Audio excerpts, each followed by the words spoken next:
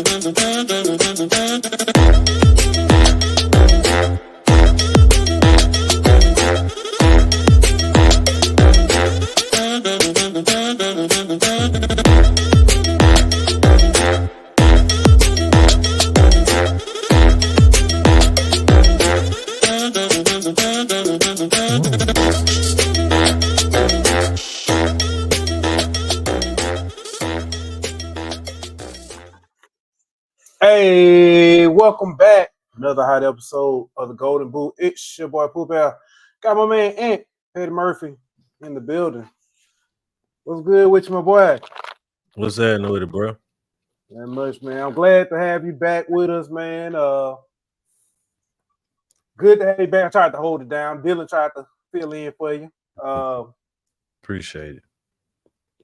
He told me that after we retire, he gonna take over.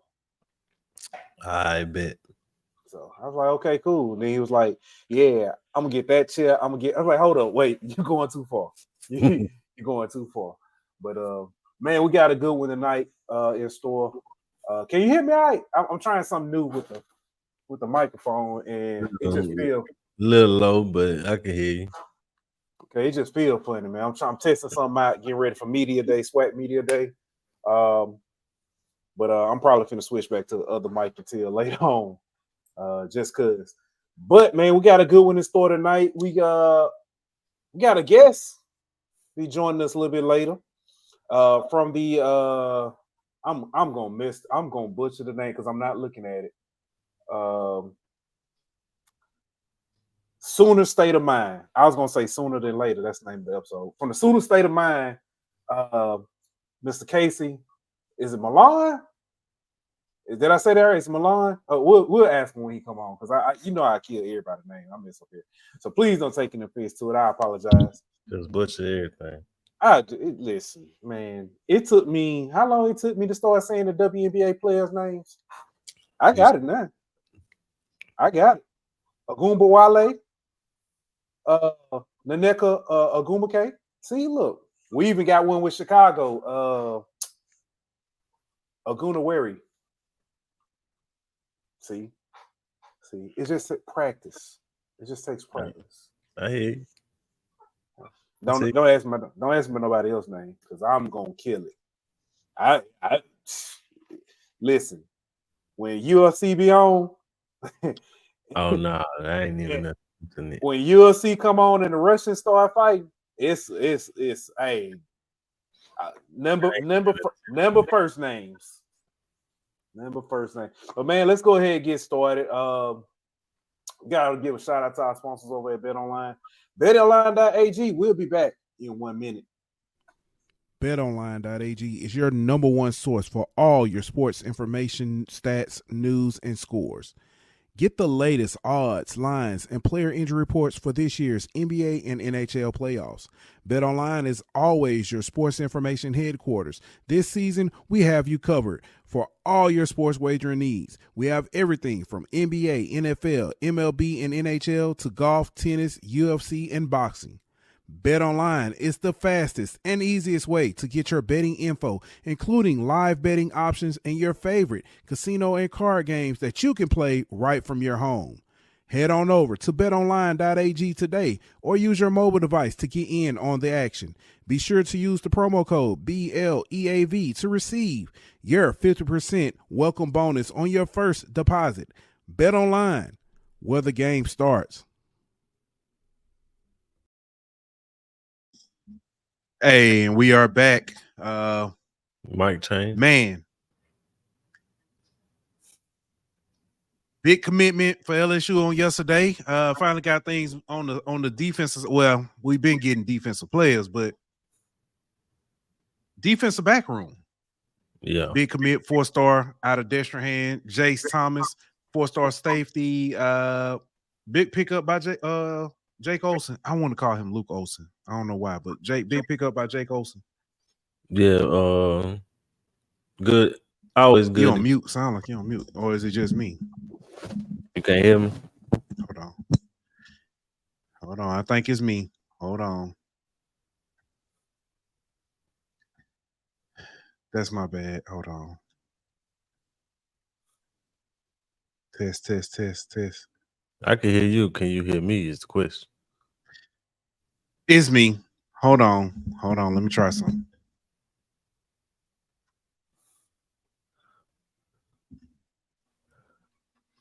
And the difficulties got a little. I can't hear nothing you saying. I done messed up trying to be technologically advanced, and then messed up. All right, say something now. Test. All right, we back. We're back. Can you hear me? All right.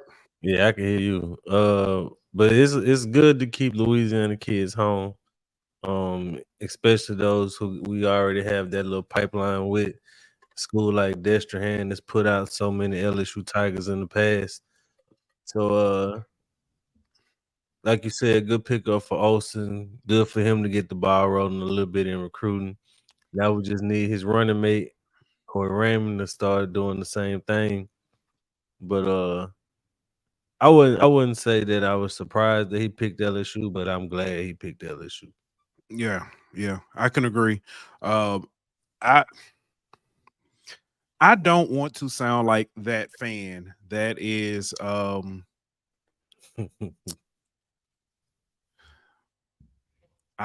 may say spoil, but us getting Jhase Thomas, although I'm excited and happy for it, I'm not moved.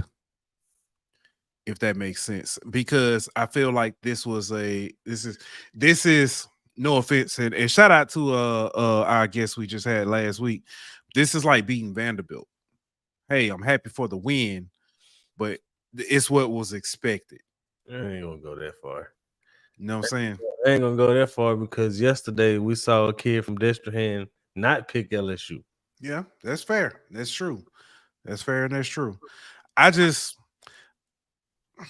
We talked a couple weeks about recruiting, and I mentioned I'm not as big on recruiting now because of the social media aspect of it.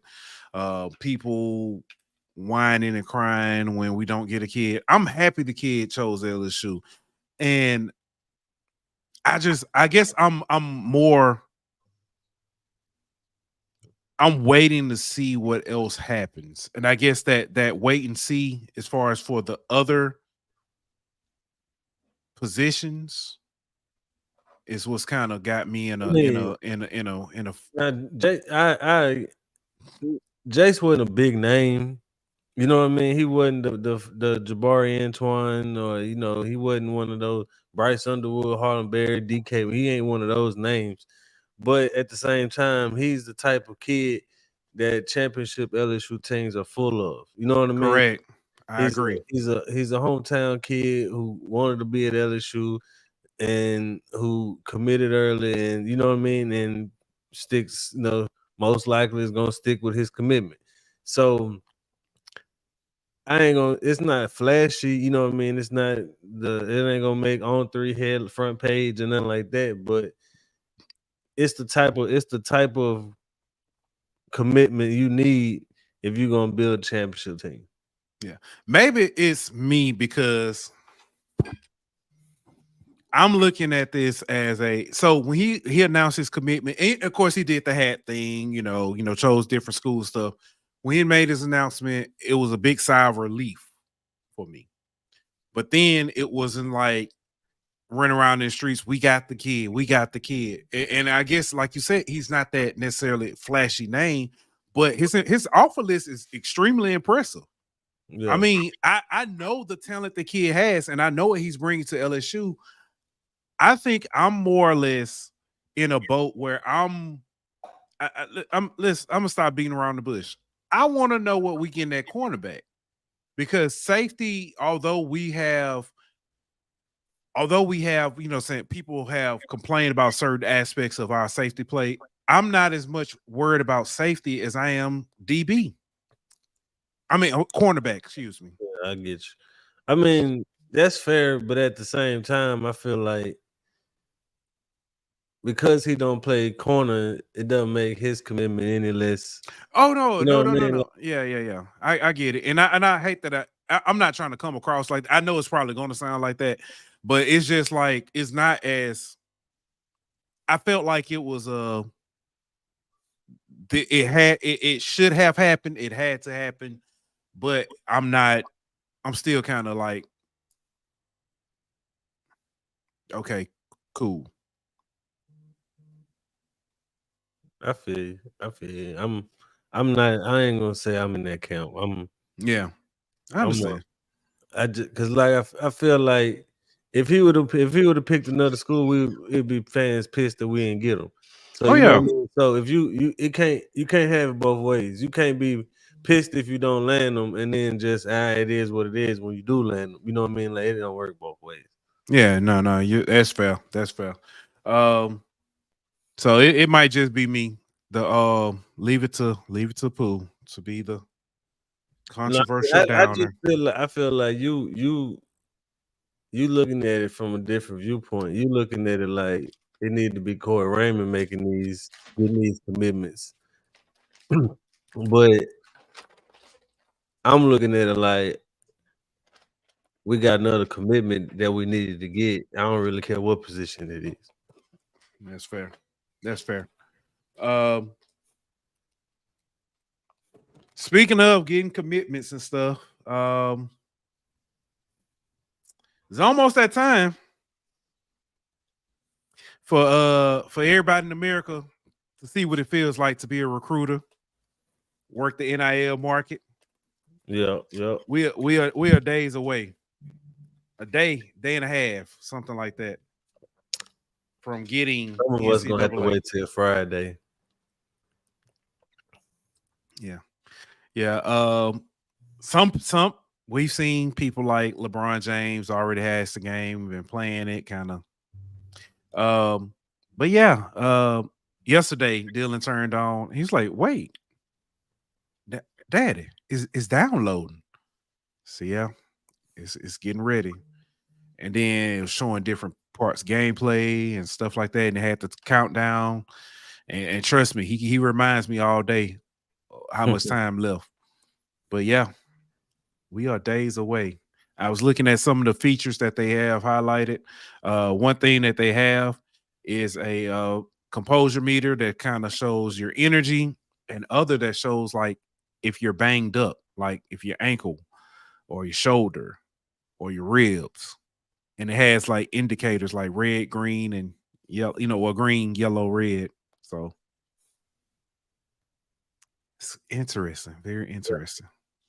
Yeah. Some other things, features that are on the game that many people find interesting. I don't know if you remember the old game where if you took a player, or I'm sorry, took a school, moved them to a different conference, the school would still have the patch of the other old conference, the field and stuff.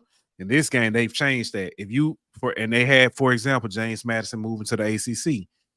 They had the ACC patch in purple and James Madison color. The field was decorated in the colors and stuff. So, yep. So, yeah. Oh, what up, Jeff? Jeff said he's mad. He's mad. He pre-ordered the physical copy when all the digital guys get it early. Dang, yes. So, Something about having that disc though, man. That I don't know what it is about it. I gotta have the physical copy. Dylan has he's gonna have the digital early release. I got the hard copy. I got a disc copy. I had to, man. It's the nostalgia of it. So Yeah. Yeah. So, man, I'm looking forward to it. I know you were on the radio talking about, about it on Friday. And you mentioned something that was very interesting. You talked about Colorado and being a 4-8 team, but they kind of souped up on the game. Yep. Yeah. I thought that was interesting. So, Chris mentioned it last night in Spaces.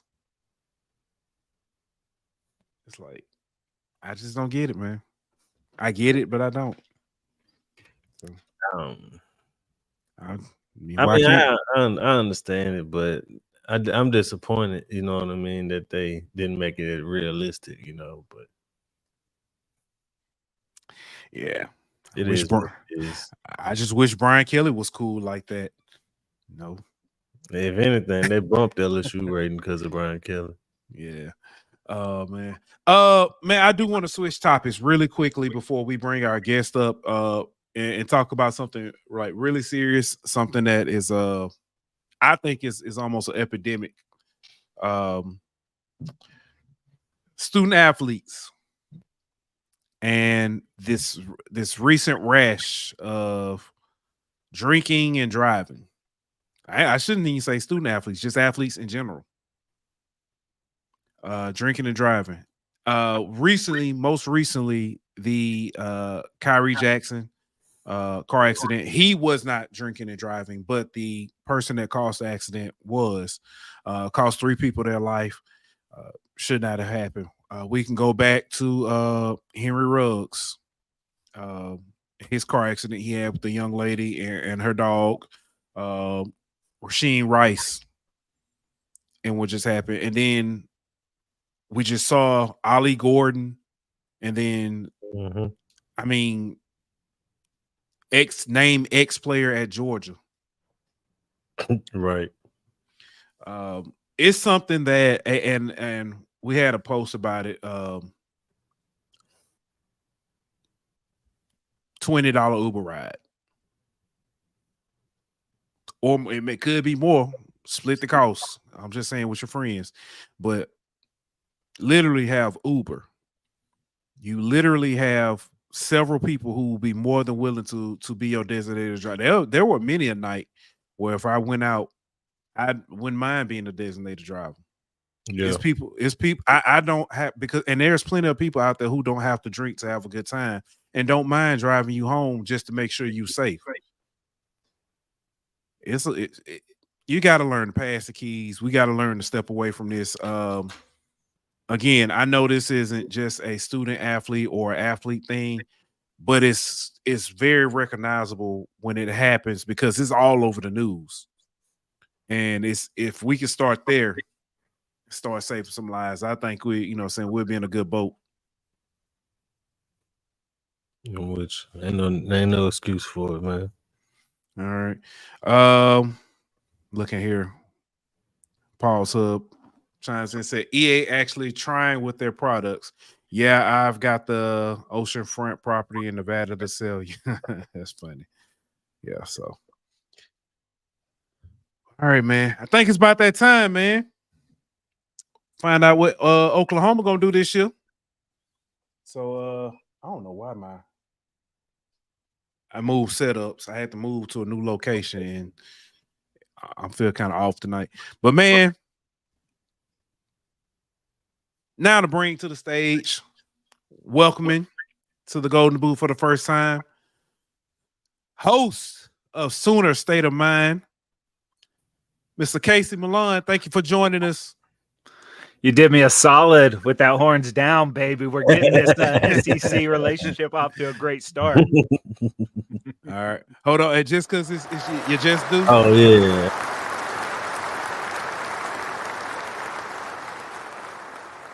I'm rusty, man. My bad. Yeah, it's all right. Now, let me ask first. Is it Mallon or is it's Mallon? Mallon. Okay. Yeah. Okay. No worries. It's all good. Watermelon, Mrs. Mallon. It's Mallon. Yeah, I was going to hit you up and say, let me see if I can find, send me a profile picture. But I started cruising the internet. I was like, let's see what we can find. I saw that. I was like, that's the perfect picture. Yeah. That's the perfect picture. And it's cropped out so the fans can't see. But in that picture, there is a longhorn steer actually behind him, and he's doing it. Makes it even better. But I was like, I figured it'd be better to just stick with that. So. Yeah, I have to taunt even, the actual bovine out there. If I see him, I got to let him know. Horns down all the time. True hatred. That's what I'm talking about. That's right. It should be in the game. You guys were talking about the college football coming out. Come on. A little sensitive down there in Austin. Yeah, I agree with you on that. Yeah, they're very sensitive. And I remember last year when the what's the basketball coach Rodney. I can't think of his last name, but when he was crying because they lost the game and the other players were doing the horns down, and he's telling them have some Texas class. coach. Yeah, have some class. Yeah, have some class. They have no problem putting them up when they're winning. So if you want to put them up when you're winning, we're gonna put them up when you're losing. So but he did all that, but then whenever they won a game, he was up there jumping up and down, acting like a hooligan and shit. Yeah. So, I mean, yeah. But let's enough about Texas. Nobody cares. Let's get to it. First, man, tell us about yourself. How'd you get started as far as covering the Sooners, and being a part of the BLEAV Network? Well, I grew up in Norman. As a kid, I would sell concessions at the football games, running up and down those stairs, trying to make a couple bucks. Moved to Los Angeles to pursue music.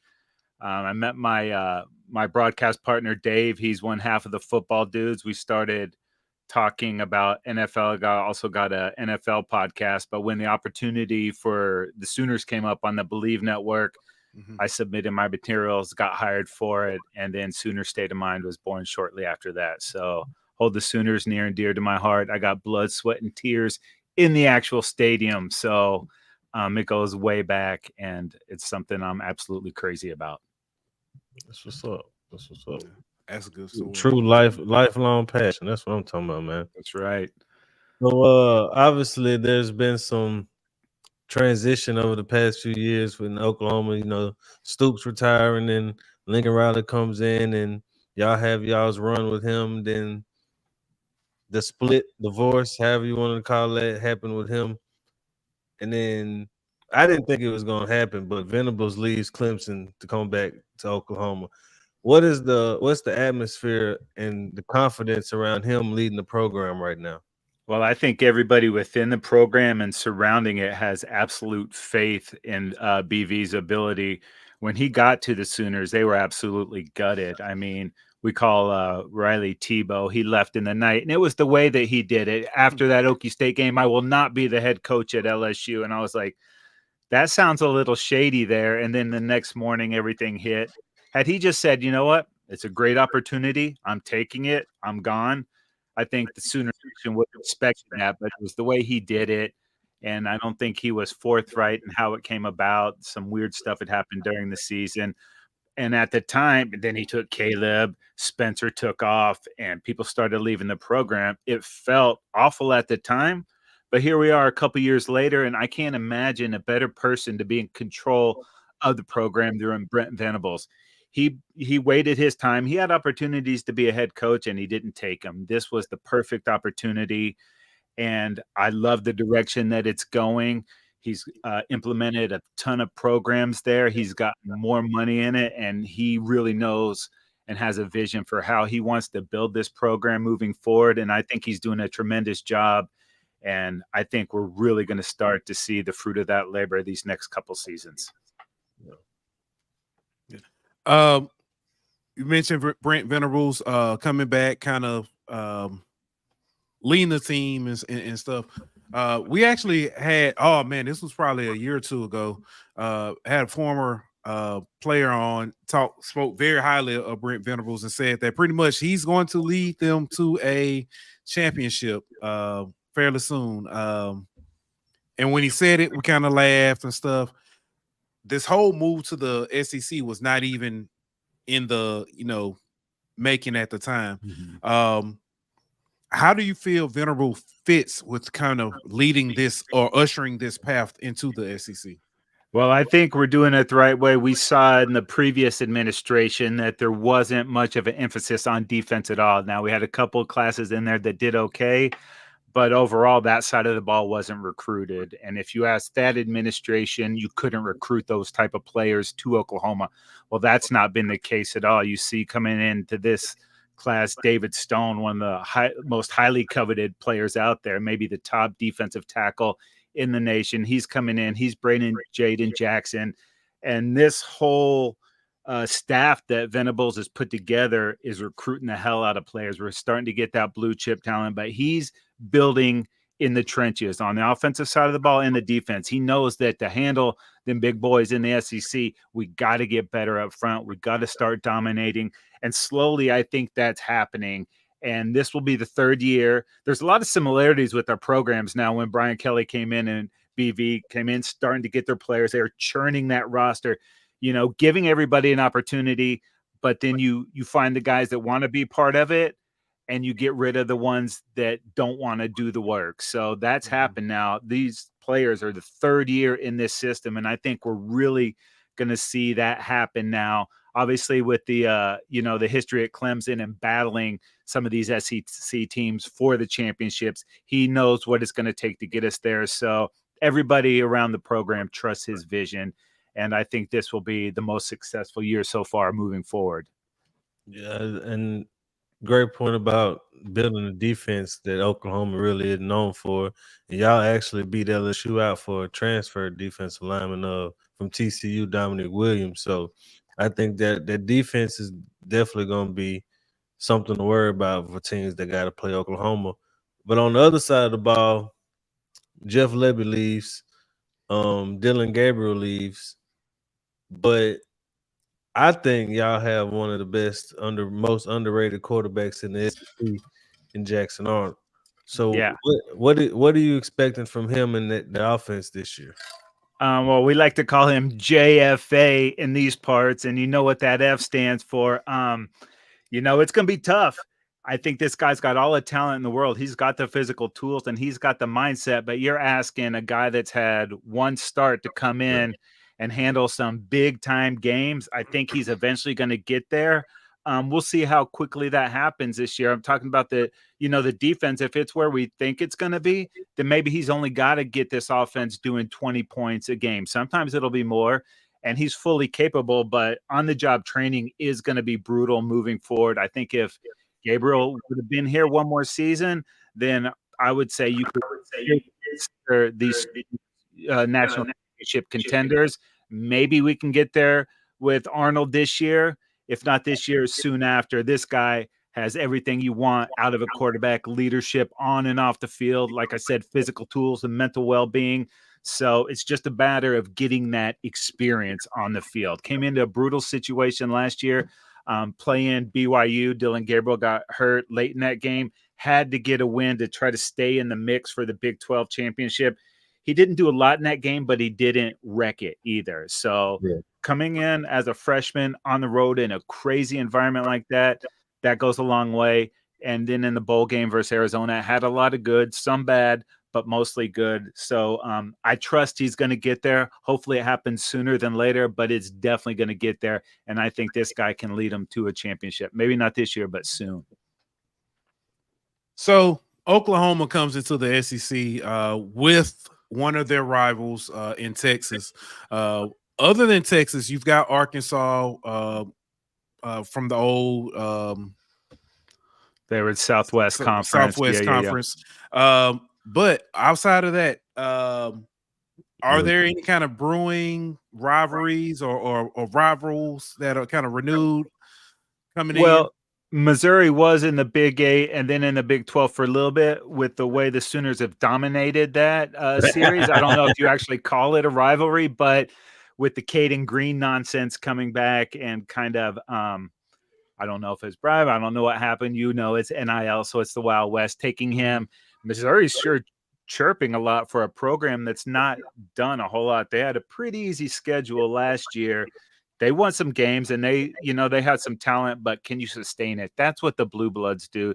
They sustain it. They're in the mix everywhere. You guys are always in the mix. You might rebuild a little bit, but no one wants to come into, Death Valley and play you guys at night. So there'll be some rivalry renewed there. A couple of the teams we don't have a rich history with, but just getting to like play LSU every year or so, or the Bamas, A&M back, Missouri, those are kind of in that wheelhouse. Even Arkansas, due to the proximity of the the programs. But I think as we move forward, these rivalries are going to pick up big time, and I'm excited to see where that stuff goes. Yeah, you gaining rivalries, but you also you're losing Bedlam. And, yeah, is that going to be scheduled going forward? If you ask their camp, absolutely not. I think if you ask the brain trust behind Oklahoma, they're in for it. Why not continue to do that? I mean, they got a little hurt that we left the Big 12 and didn't bring them with us, so I understand that, but why not have this be the non-conference game? It brings a lot of money into both programs. The Sooners have said they're open for it. To this point, Okie State has not, so we'll see what happens. Wouldn't it be crazy to see those guys in a playoff game, though? Ooh. Hey, that would be nice. That would be nice. So our good man D-Lob chimes in and said Alabama versus OU winner gets to claim Jalen Hurts. I don't think that's fair, just simply because we all know he's an OU guy. He did nothing to Alabama. So that guy was such a tremendous leader. What a great guy to have around your program. You saw the way the guys responded to him right off the bat. You see him putting in the work there with the Eagles. So as a Cowboys fan, he's kind of dead to me now, but I will always hold him high esteem for what he did in that time that he was with the Sooners. And we claim him. Yeah. It's funny because if not for a Joe Burrow, Jalen Hurts might be a third straight Heisman winner for Oklahoma. Yeah. We found out the hard way about that Joe Burrow. Let me tell you, I still have nightmares about that guy lobbing touchdowns against us. That was a little bit unfair. That team was absolutely insane. And the season that Burrow put together, I mean, I'll wait. You tell me if there was a better one in the history of college football, because I don't remember it. And that was just lightning in a bottle with that team, the receiving core everywhere, even, Thaddeus Moss was like a third option on that squad. And before he started dealing with injuries, I thought that cat was going to really transition to the NFL. Pops, obviously, with the bloodline, but that LSU team was amazing. But Hurts did have a great year, so close to making it 3 in a row. And, it wasn't meant to be, but hopefully with Jackson Arnold, we got another one coming in the next couple of years. Yeah. Looking at your schedule, y'all got a pretty decent non-conference schedule with Houston and Tulane. What's your overall thoughts about the schedule that the SEC gave y'all in y'all first year? They did us absolutely no favors on this thing. I mean, but that is one of the appealing things about coming to the SEC is, like, for the most part, there are no off weeks. Every week you got to bring it. Now there's a couple teams that have, struggled there, but for the most part, it's heavy. But the last 4 weeks of the season, we get Maine as that one, breather game late in the season. But after that, we're at Missouri, hosting Bama, and then we finish at LSU. That's going to be tough. And we're not even talking about Texas or Auburn or Tennessee at the top of the schedule. So it's going to be brutal.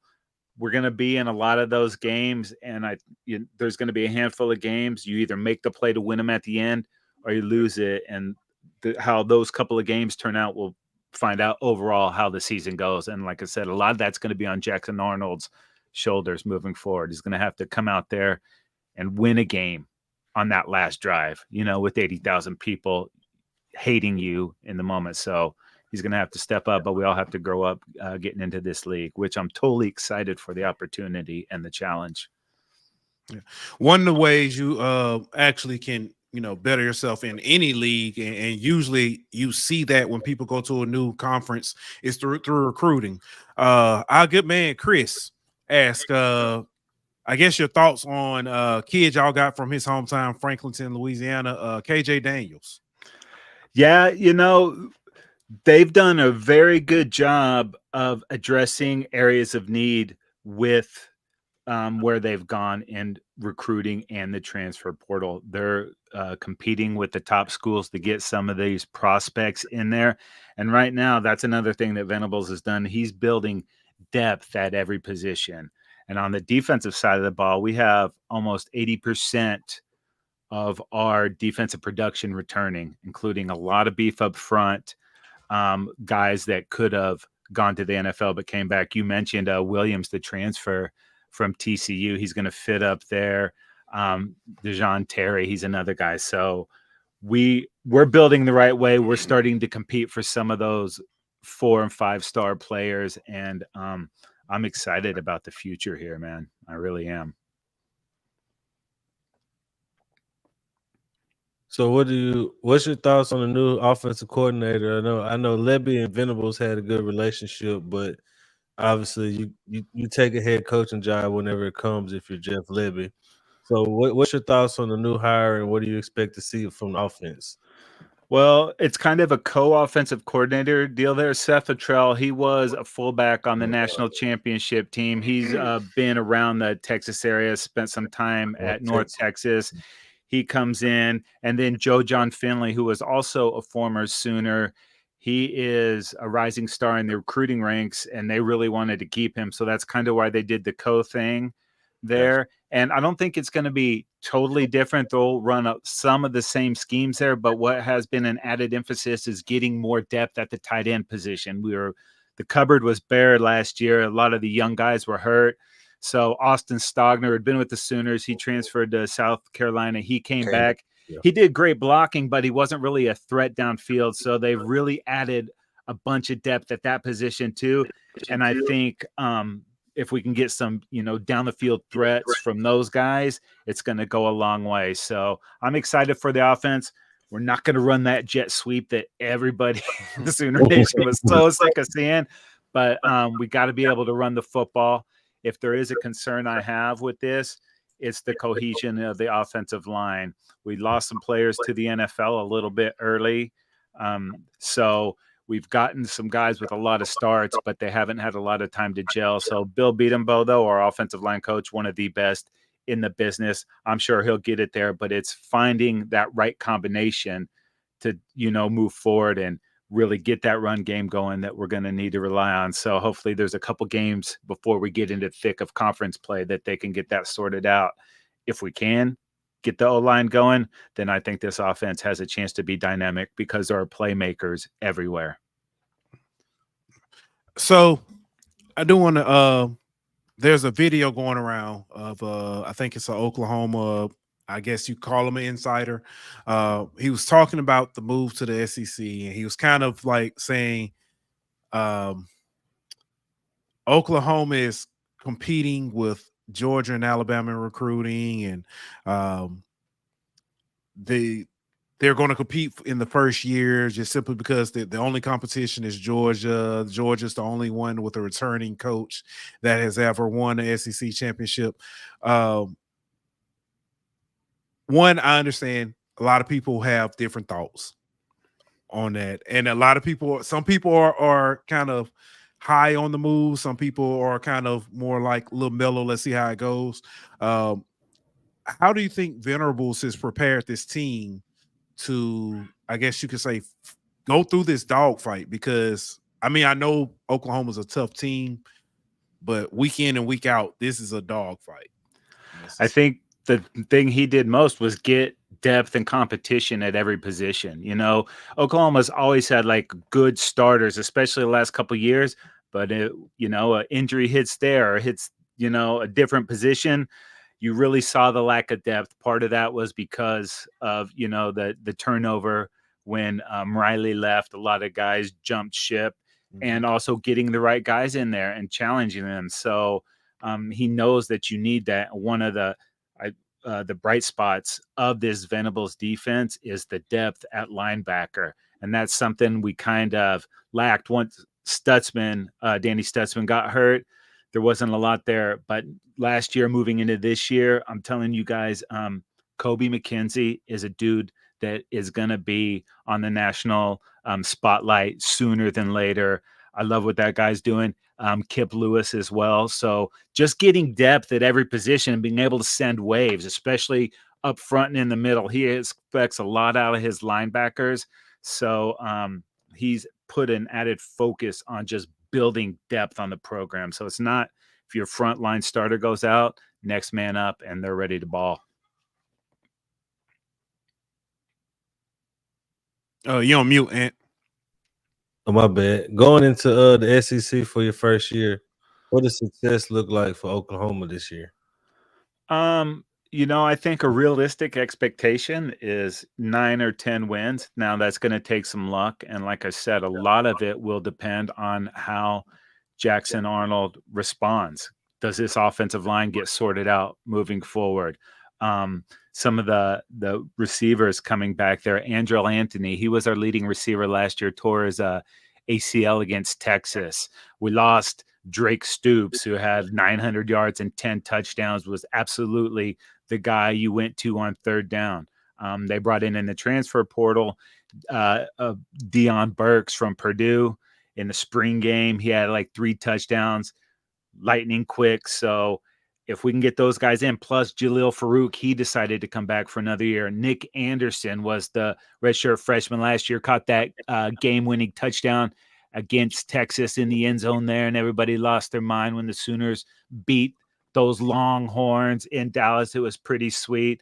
Brennan Thompson's actually a transfer from Texas, another fast guy. So it's really going to come down to the O-line play. Can they get that in order? Because the receivers are there. The running back depth is insane too. Gavin Sawchuk last year wasn't really healthy, and Javante Barnes had like a mysterious foot injury.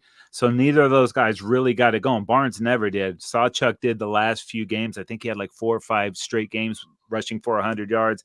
But Caleb Hicks is a freshman, redshirt freshman that they absolutely love. And then Taylor Tatum, like some recruiting class or sites have him as the number 1 running back in the nation. We didn't see him because he wasn't an early enrollee. So if we can, like I said, we get this offensive line sorted out, the offense is going to roll. Very dynamic, and the defense should be able to keep us in most games. So obviously going to be tough hosting Alabama. Going to LSU, that late season game is going to be brutal. Down at Ole Miss, who knows what's going to happen there? And of course, against those Longhorns, you never know. So I think there's definitely 8 or 9 winnable games for sure. And there's going to be a couple that'll come down to maybe the last possession. So we get some of those, 10 wins would be great. 11, 12, a playoff berth, even better. Games. What game do you have circled on your calendar? Well, Tennessee is week 4. So Josh Heupel coming back to Norman. There was a little, I wouldn't say necessarily bad blood, but he was let go of his offensive coordinator duties back in the day. But that turned out to be something great for him. He's the head coach at Tennessee now. So opening up conference play with a team like that is gonna be a banger there. And then at Auburn before we play Texas. So we're gonna kind of have a good feel about this team going into that game. But down the stretch, can they stay healthy? And is it coming together? And I think the answer to those things are yes. I'm always optimistic. I always think we can win, have a chance in every game. So I think there's going to be some tough games. It's going to be on the line. It's going to be brutal. But, that's what this is. It's football, baby. You got to get out there. You got to take it. Nothing is going to be given. And I'm super excited about that challenge. I was going to ask earlier about the whole Heupel situation. I didn't know if there was something that could be talked about, but I did hear there was kind of some little tension there. Yeah, but you know what? He'll come back. We'll have a little, video montage showing him do his thing. Hey, he led us to our last natty, so he's got love from people, Sooner Nation. And in the program, I don't think there's any bad blood on our side.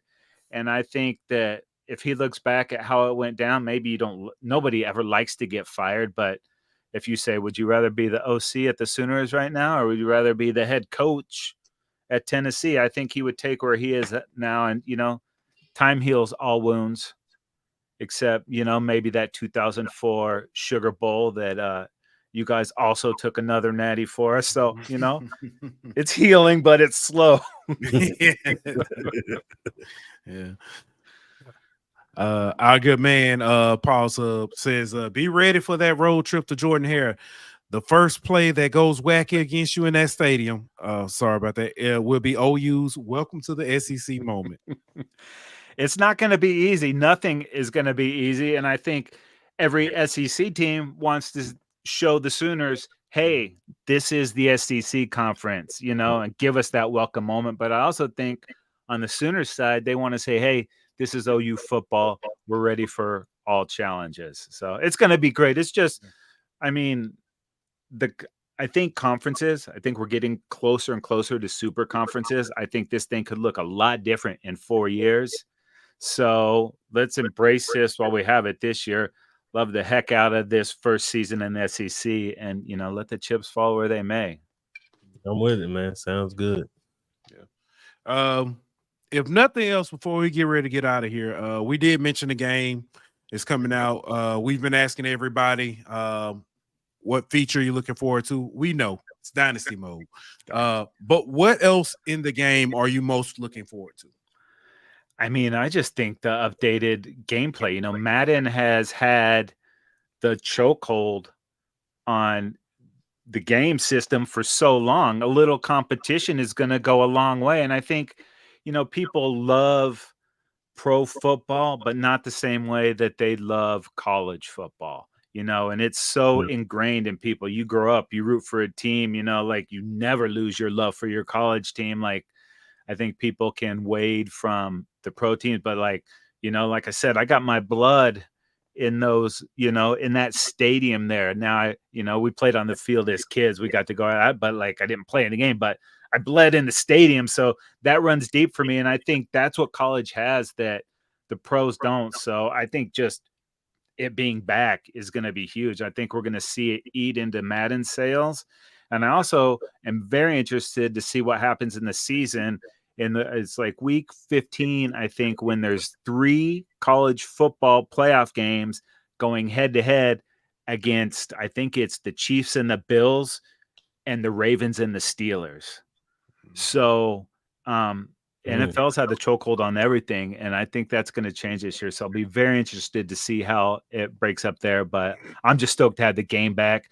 I can have Baker hand off to Billy Sims, or Jamel handing off to AD. It's going to be sweet. I'm super stoked for the game. Yeah. Carla Jenkins writes in, I want the player rankings for all the players. That would be nice.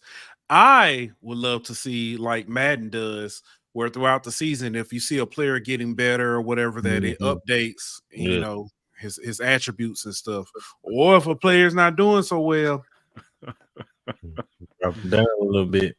It would be funny to see what Joe Burrows would have started 2019 as, like ranking wise, and what he would have ended 2019. Because going into the season, he wasn't. He was undrafted. Yeah, he was an 7th round pick or whatever. Something late like that. Then he went number 1 overall. Same like Baker Mayfield, similar situation. You know what I mean? Like, oh yeah, he walked on at OU. Knight was there, just coming off a smoking Bama in the Sugar Bowl, and Baker was like, "I want that smoke. I want that competition." Came in there, and it was actually that Tennessee game for me when we beat them in overtime that made me think this dude can win any game. So every game Baker was in, I felt we had a shot, and if Baker's on your team, you love him. If he's not, you might not like him, but he is one of my all-time favorite Sooners. I have a list of them, but he's right at the top. 2-time walk-on turn first-round pick. Come on, number man. 1 overall. Number 1 overall pick, too. Come on, man. What a story. But, Casey, thank you so much for joining us. I will say, when we wrote you, you were like one of the first people to like, hey, yeah, definitely, let's do this, and I truly appreciate it. Let's do this again during the season. Definitely have you back on. Let's talk. We'll probably have to get you on for the NFL side of things too. Let's do it.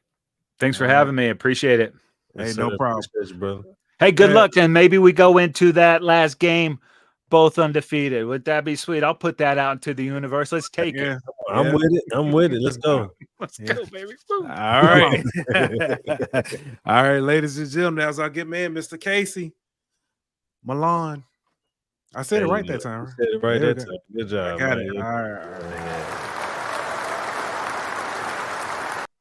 That's for you too, man. That's for you too, bro. Yeah, man. I told you, practice, man. We'll practice.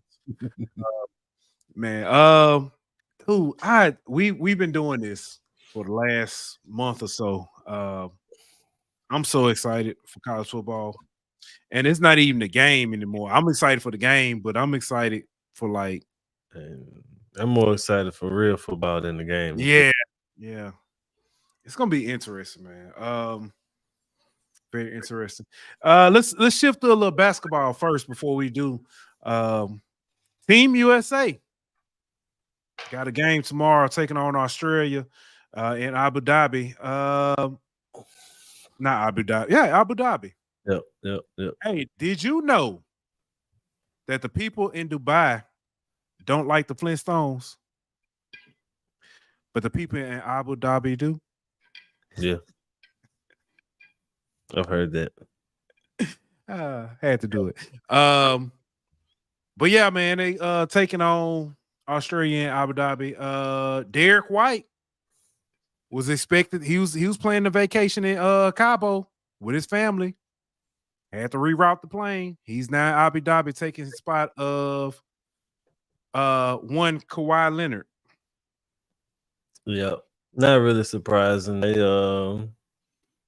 There's some people wondering why Jaylen Brown didn't get picked, but they usually take players who've been a part of Team USA basketball for the past few years, and Derek White has been taking part of it for the last 2 or 3 years. So he's a guy who kind of knows what they're trying to do systematically, and he also is a guy who probably isn't going to throw a big fit if he doesn't get much playing time either. So I think when you look at camaraderie, chemistry, and things like that, having guys who are okay with not really playing a lot is important too. So I feel like fit-wise, it made more sense to have him on the team than some other people. Yeah, I'm so disappointed in Kawhi Leonard as a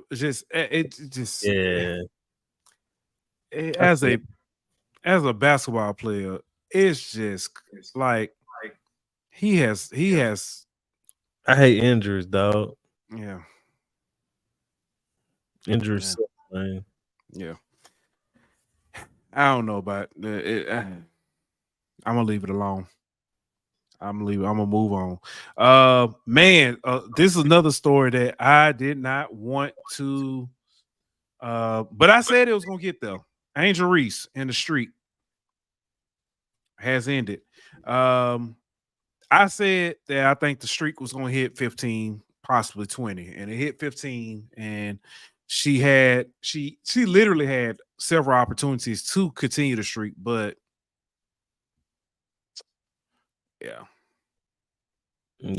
I mean, it is what it is, man. It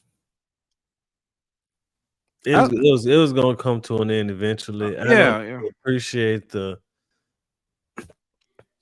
I don't I think you're going where I think if you're going where I think you're going, you about to answer my next question. I don't know. Ahead. I might not be going where you think. I might be taking the other side. Okay. I don't really appreciate the whole we getting our ass whooped. Let me just go ahead. You're going where I think exactly what I was about to ask. Okay, go ahead. Yeah, like we getting our ass whooped, and I just want another 2 points. So I can get my double up. Like I don't appreciate that, dog. Like it happened in several games. I know, and I didn't like. I didn't like it. I felt like it's to me. It's like you putting yourself over the team. You know what I mean? Like you you can't go out there and say I'm all about the team. You know what I mean? Our team first, this, that, and whatever for the team, and then like, are we getting whooped? But I need my double. You know what I mean? Like that. That's so to me, it's a bad look. And like dribble out the clock. You know, even if you up, you know what I mean, and you still trying to get fouled or whatever, so you can get your double or get your rebound. Like if you get it during gameplay when it's meaningful, cool, I'm all for it. But these little late minute games, that's like Ricky Davis when he threw the ball off the rim so he can get a triple double, bro. Like I don't that's Bush League and that's cheap to me, man. Yeah, that's exactly where I was going, because I was going to ask the question: what's the streak becoming too much of a distraction? I don't think it was necessarily a distraction. I just think that she wasn't necessarily playing to win all the time. Like when you down by 15, like ain't really like you. What's 2 points gonna do? You know what I mean? Like you should have been giving that fight and that energy early in the game. You know what I mean? Like so, I'll say this: there was a play in the game where she could have got an easy layup and she dished it off for an easier point, 2 points. So I was like, okay, that's big. It's, you know, because at that point I think she had like 8.7 7 rebounds. So it was, you know, it was, to me, I saw that in her, and I understand exactly what you're saying. But there were times I did see where it's like, okay, she's making unselfish moves. It's not about double for her. But then again, when it gets to 2 minutes left, and it's like she thinks she's gonna get it naturally. You know what I mean? And so she don't necessarily try to go get the double. But whenever she look up and it's like a minute left and she ain't got the double, then she try to go get the double. You know what I mean? Like, and I just play ball, bro. If it come, it come. If it don't, it don't, bro. Yeah. So I'm still trying to figure out the dream, not the dream, the Sky, what they're doing. I don't know what was going on. Kennedy Carter yesterday, she didn't play but like 9-10 minutes. Cardoza, I don't get it. It's like when you got her, when she's in the game, you feed her down low. It's hard to stop that, but they're not doing that. And play her enough neither. Yeah, I just don't. But yeah, I don't know, man. I don't want before this get clipped and everybody say I'm hating on Angel Reese. I felt the same way about what Kaylin did the other day too. You know what I mean? Like that stat pad stuff go for anybody, man. Like I don't. It's almost when Russell Westbrook was doing the whole triple doubles, and at some points it felt like, you know what I'm saying, people will step out the way to let him get the rebound. Yeah. Well, see, to me, it's a little different though. It's a stat. Wilson and them won like 8% of the games when he got double. You know what I mean? So he's still like getting out the way for a rebound, getting out the way so you get the rebound. I'm still getting the ball. Versus, I mean, you 15 and seconds left, you trying to score. You know what I mean? Hey, I don't know if it's just me, but it seemed like you in the portal, so I don't know if it's, y'all tell me if it's just me or if it's. I can hear you, but it's starting to get.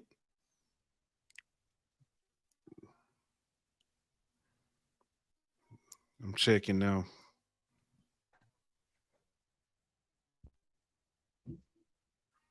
Yeah. Ghost in the Machine. Yeah, it started getting kind of choppy when you're talking about Westbrook.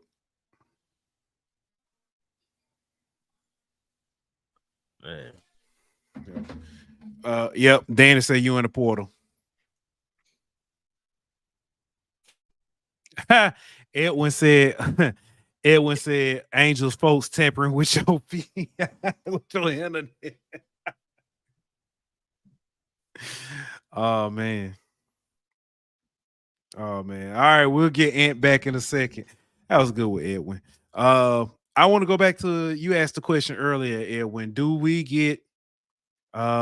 y'all get excited for high school football or just college and pros? Oh no. Well, it's different. I got excited. I was getting excited for high school football previously because my son was playing.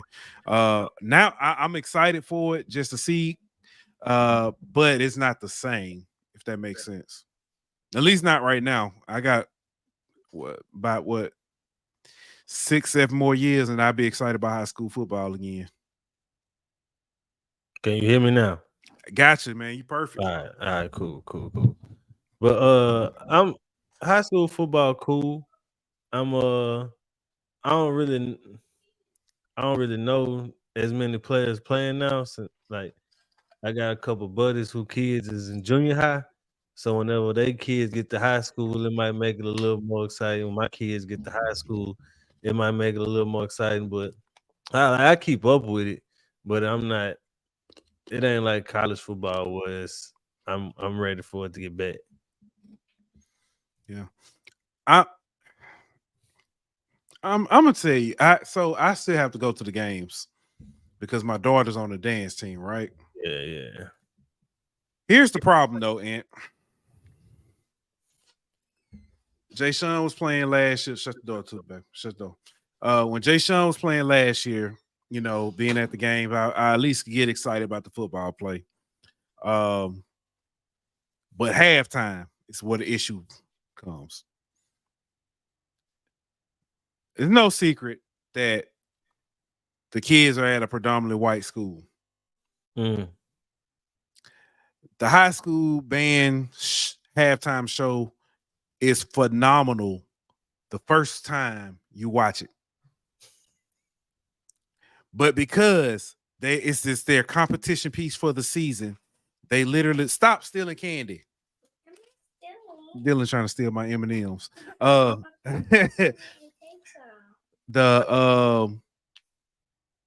They do the same routine every week. Oh no. Every week, bro. And it's to the point to when they mess up, I'll be like, trumpet number 3, off key. You know what I'm saying? But it's like it every week. Every week. Danny says, wait, you have a daughter on the dance team. And I'm just hearing this, but the football player gets all the love. No, it's not. That's not true.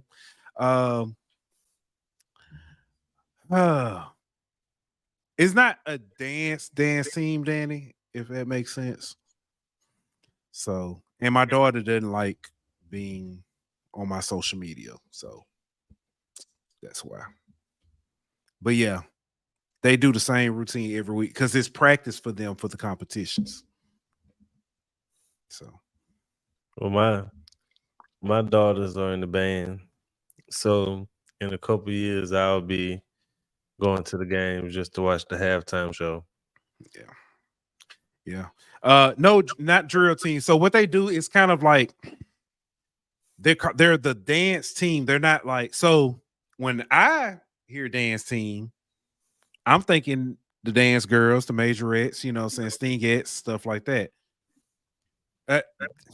I'm not even gonna respond to that pressure. But Edwin, what they do is they're almost like glorified cheerleaders. They don't do the flips and stuff. They just do the choreographed dances. The competitive dance is probably the best way to describe them, but they don't compete. So all we do is spend money on that. But yeah, we'll definitely be enjoying that. So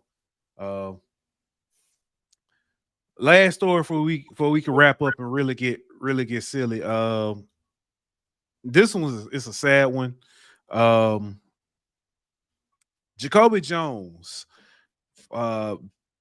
most notably known for his time with the Ravens during the Super Bowl, still has the longest play in NFL history with that 108-yard kickoff return. Jacoby Jones passed away last night, or they found him unresponsive this morning. It's sad. He was 40 years old, just 3 days after his birthday. As a matter of fact, this past week he was just inducted into the SIAC College Hall of Fame or SIAC Conference Hall of Fame. He went to Lane College, D2 HBCU in Tennessee, and took that and became an NFL. If I'm not mistaken, wasn't he the Super Bowl MVP? Yeah. So two of the biggest. The man had one catch for a touchdown and a kickoff return for a touchdown. Completely changed the game. Mm-hmm. So, but man, rest in peace to Jacoby Jones. I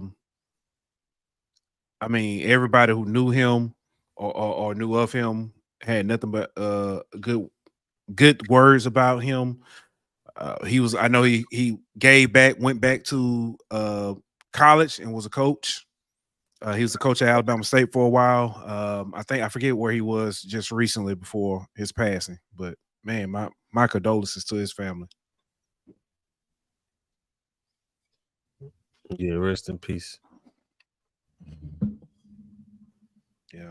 Yeah, it was. Edwin says his SIAC Hall of Fame speech was moving. It was, man. It was. So, all right. Hold on, Dylan. Hold on. Give me a second, Ant. Pick that up. I get my own mic. Yeah, we're gonna put a mic on you. Come here. Yay! I get my own mic. So, pick it up. Get you set up so you can come in here. Ant back, and I told you, and you said you was trying to take his job too. Yeah. You see, he ain't denying, Ant. Not yet, Grasshopper. He said, "Not yet, Grasshopper."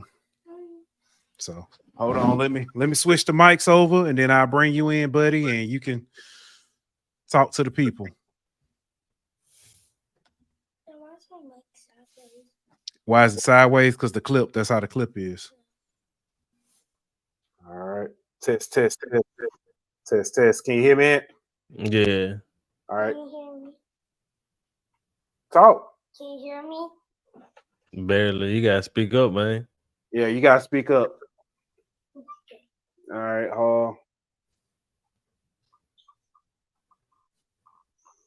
We'll swap this out. And Edwin says, those M&Ms are gonna cramp you at practice. Uh-uh.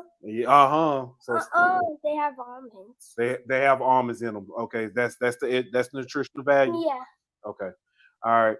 Hold on. I'm gonna have to zoom this out. So it might be best we can do. Get on this side. All right. So put it like this so you can possibly hear. NCAA coming out this week. We talked about it extensively. You're excited. You discovered that the game was downloading and stuff. What are some of the other features that you picked up on that you will tell me about that on the game? They're gonna have. You gotta look. Don't just. They're gonna have 3 new pitching types when you're doing pitch running: quick pitch, fake pitch, and strong pitch. What's the difference? Can you tell me what's the difference between quick pitch and strong pitch? So strong pitch is when you it's a little bit longer than quick pitch, but it takes longer to do. Yeah, like the thing, and it's actually accurate. But quick pitch is for tight spaces, and you throw it. It might not be accurate. Mm-hmm. What team you gonna play with first? LSU. Okay. I'm telling. I'm telling. You gonna play the LSU first? Okay. Well, it's gonna be in practice. Oh, just in practice. Yeah. Okay. Gotcha. All right. What else did you discover on the? Because I know you've been watching the YouTubes about the breakdowns and stuff. You can you can change the cover type to make it look like that cover.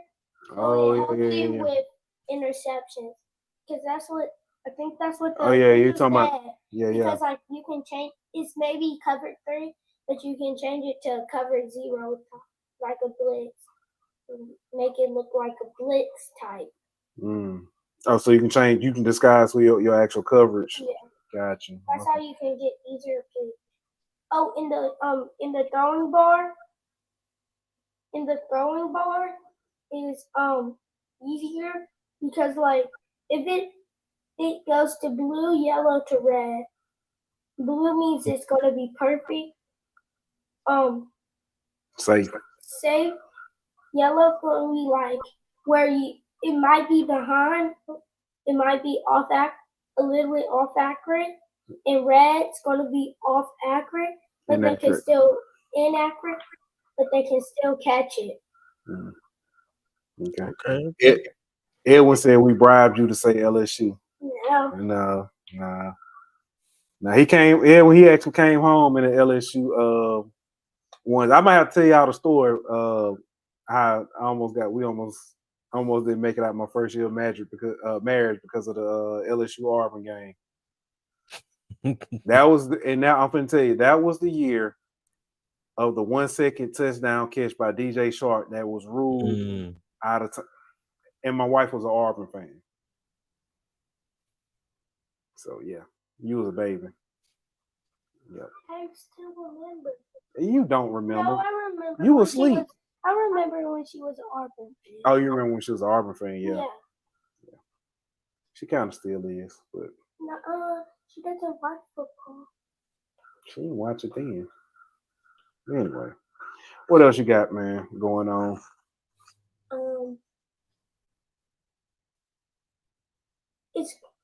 It's coming out soon for us.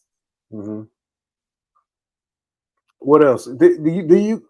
How about you? I need you. And what need the explanation of when you told him you was gonna take over for us when we retired? I don't have one. You remember when you told me that last week? Yeah. After the show, you told me you was gonna take my spot. Yeah. In my chair. Yeah. Okay. I need my own computer. You need your own computer? Yeah. We'll see what we can do. We'll figure something out. All right, you got anything else you want to tell the people before you get ready to get out of here? I won't get out of here. You won't get out of here? I'll stay. You gonna stay? All right. And what else we got? What else we got? That's all I got, bro. Finna finish watching the soccer game. Who playing? Is it It's Copa England? No, England lost to Spain already this morning or this afternoon. It's the Colombia and Argentina. Oh, okay. Well, gonna win. Who? Colombia. Oh, you think Colombia gonna win? Yeah. Argentina got Messi. Don't. Okay. Have you heard of like what happens when it's in the Euro where all the bad teams like become good, and all the good teams become bad? Oh, I don't know about that. I think Portugal lost to. They did with yeah. It was an upset last week or whatever. That was Cristiano Ronaldo's last Euros before he retired. Oh yeah. He's gonna retire. Yeah. This Messi last Copa. Yeah, Messi's last Copa. Yeah. Speaking of Wimbledon, I think that was Alcaraz. Yeah. He won back-to-back Wimbledon, but I think what's more impressive. Straight sets. No, not even that. Even in losing, Djokovic, this is his 10th finals appearance in Wimbledon. And since 2018, he has been in every Wimbledon finals. Pretty impressive. Yeah. I mean, like the last two, of course, he's lost, but that's a Yeah. lot of hardware on a man that age. He the GOAT. Yeah. Yeah. It's hard to dispute that. Edwin gave you a name of your show. He said the Golden Cleat. No, you don't like that. You don't like that. I'm gonna be on your show. You gonna be on here? Yeah. Okay. So I won't have a show. I got you. This is first. Okay. You got your own YouTube channel. Ironically, that you don't even do anything on anymore.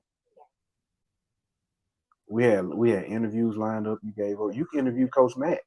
Put him on your show. I think that's what you should do before the season starts. Put your coach on there. All right. What? I want to shout out. Go ahead, shout out. You. You want to shout out me? Yeah. For what? I don't know. Oh, well, I appreciate that. I appreciate that. For being my dad. That's awesome. That's awesome. You are my favorite 8-year-old. Yeah. And next year, I'll find a new 8-year-old to be my favorite. I know. Nobody. You don't know no 8-year-old. Oh man. Oh, that's good. Paul's up says Serbia has turned out 2 jokers in Jokovic and Jokic. Yeah, that's true. Could arguably be the greatest ever, both of them. Yeah. So, man, oh man. All right, let's get ready to get up out of here. I think we're done. There's not much left to talk about. You got anything? If not, we're gonna get up out of here. Let's get this theme music going. I think we got another guest this week. Hold on.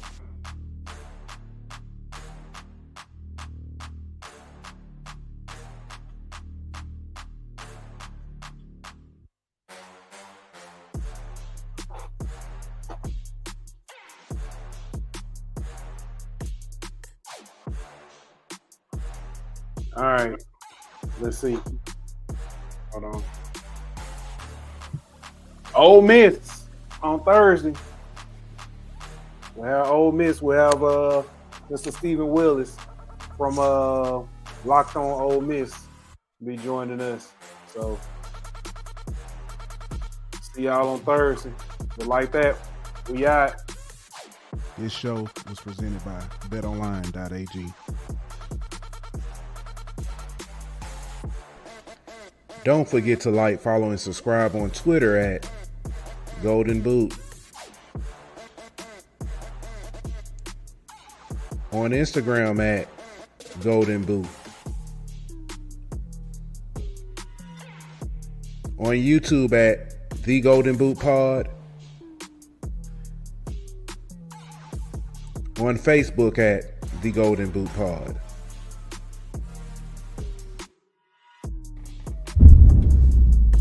Golden Boot!